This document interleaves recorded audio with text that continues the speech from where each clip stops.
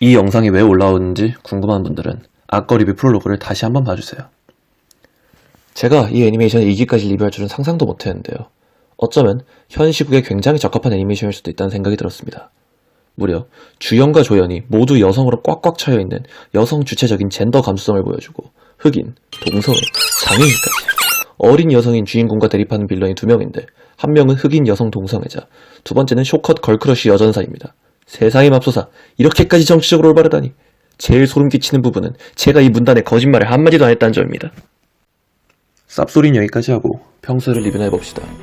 언급한 대로 1기와 마찬가지로 보스격 캐릭터는 2명입니다만 그것이 큰 틀로서 유지되었던 1기와는 달리 2기는 스토리가 분리되어 있습니다. 좀 더 정확하게 말하자면 1에서 6화까지가 하나의 스토리, 7화에서 시작하고 8에서 10화까지가 또 새로운 이야기가 나옵니다. 그런데 솔직하게 말해서 끝나는 파트가 굉장히 애매하기 때문에 한 12화나 한 15화 정도의 분량이었다면 깔끔하게 전부 다 전개할 수 있지 않았을까 하는 아쉬움이 있습니다. 뒷부분은 제가 잘 모르니까 아직 판단하지 않도록 하겠습니다. 그럼 분리된 두 틀에 대해서 나눠서 설명해보자면 1에서 6화의 앞부분은 기존의 주인공인 이리아에서 새로운 주역인 쿠로가 분리된 내용인데 이는 1기의 각성 관련 떡밥들을 풀어나간 동시에 새로운 궁금증을 안겨줍니다. 그래서 쿠로의 기원이 무엇인가에 대해서 계속 애태워가다가 갑자기 확 공개해버리는데요. 웃긴 게 저같이 원작인 페이트의 시리즈를 모르는 사람들은 말해줘도 뭔 소린지 제대로 못 알아먹습니다. 굉장히 불친절한 배경 설명 덕분에 그냥 그런가 보다 하고 넘어가서 좀 문제가 있다고 생각은 합니다만 아마도 이분 성함은 데우스 엑스 마키나인가 봅니다. 잘 아는 사람이 본다고 가정하고 만든 걸 테니 넘어가도록 합시다. 새로운 캐릭터의 등장은 다 괜찮긴 한데 유일하게 아쉬운 점이 있다면 이 캐릭터의 등장으로 해당 만화가 더더욱 음탕해지기 시작하며 제가 1기에서 호평했던 부분들이 약간 전이된 부분도 있습니다. 제가 1기에서 마음에 들었던 몇 안 되는 장면들은 화끈하면서 박력 넘치는 이 각성 이리아의 6탄전이었는데 이런 부분들이 전부 다 쿠로에게 넘어갔기 때문에 이리아는 그냥 마법소녀빈 붕ጭ붕ጭ하는 캐릭터가 되어버렸습니다. 마치 윈터 솔저를 보러 왔는데 캡틴 마블이 사용되는 기분이긴 하지만 이 문제점도 후반에선 시원하게 해결됐기 때문에 걱정하지 맙시다. 7화에 대해서는 일단 넘어가도록 하고 8에서 10화 얘기를 하도록 합시다. 7화의 평화로운 분위기를 완전히 깨버리는 쇼커 보스몹이 등장하는데 갑작스러운 등장치고는 첫 등장부터 보스몹의 포스를 제대로 보여줍니다. 임팩트만 따진다면은 비주얼적으로 훨씬 무서웠던 1기의 두 보스보다 훨씬 더 포스가 넘죠. 혼자 와서 무쌍 찍는 모습이 타노스 그 자체에 같다고 느껴지는데 이 3화 동안 제가 원했던 박진감 넘치는 씬들이 팍팍 나오고 심지어 제가 제일 좋아하는 맨손 전투 위주이기 때문에 매우 흡족하게 볼 수 있었습니다. 특히 단 것만 하도 써서 왜 로그가 아니라 아처인지 모르겠는 저 무장도 이 장면 때문에 확 살았습니다. 사실 이 영화, 드라마, 만화를 다 통틀어서 제가 가장 좋아하는 연출 중 하나입니다. 이거지. 뭔가 마무리가 굉장히 이상하고 찝찝하긴 하지만 아무튼 액션만 따진다면 충분히 훌륭하고 만족스러웠습니다.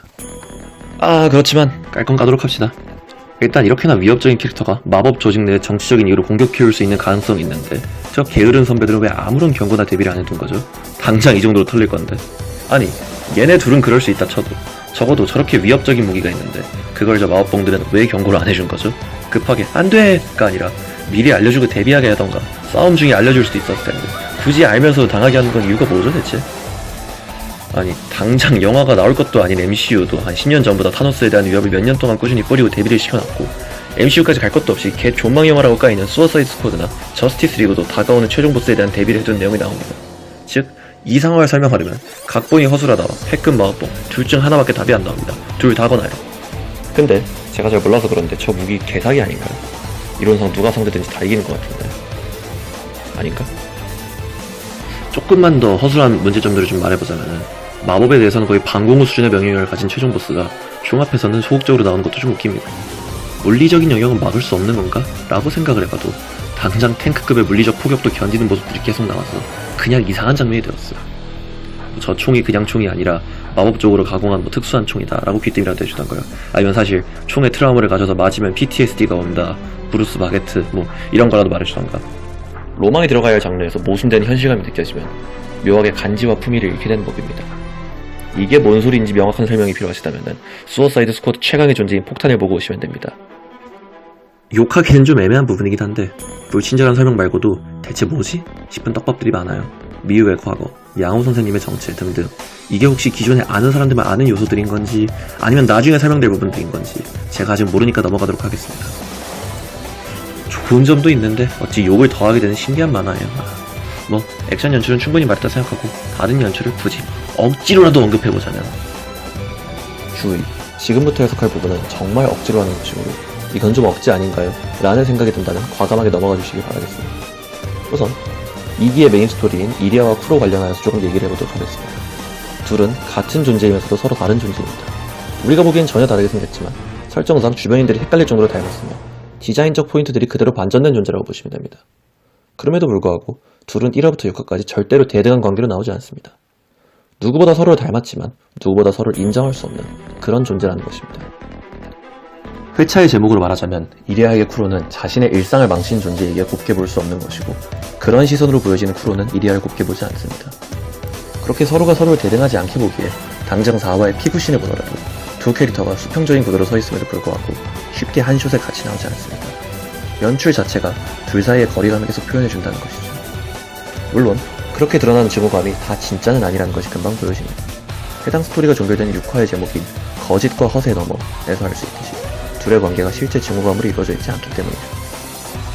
사실 복잡하게 생각할 것도 없는 것이 이미 오프닝에서 어딘가 밑바닥에 프로를 두 사람이 끌어온 장면이 나오거든요. 수직적으로 다른 위치에 있는 한 명을 위로 끌어와서 오프닝 속의 세 사람은 수평적으로 같은 숏에 나란히 서 있습니다. 자, 이 연출을 그대로 기억해두고 6화의 마무리를 바라봅시다.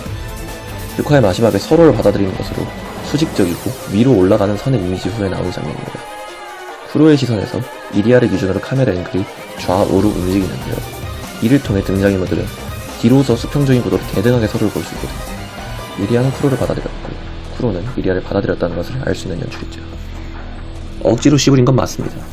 저보다 전문적으로 영화학을 배운 사람이 이를 반박해준다면야 환영하겠지만 그러기 위해서는 이 애니메이션을 봐야 하니 힘들 것입니다. 전 여기까지 앞서 내다봤습니다. 저번 리뷰랑은 다르게 OST나 연기 부분에서는 아무 말도 안 하겠습니다.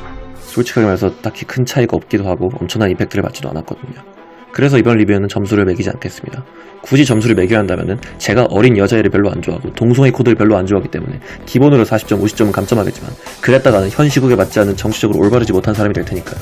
이상으로 브리 라슨과 키이라가 등장한 어린이 애니메이션 프리즈마 이리아 2기 리뷰였습니다. 감사합니다. 롬파였습니다.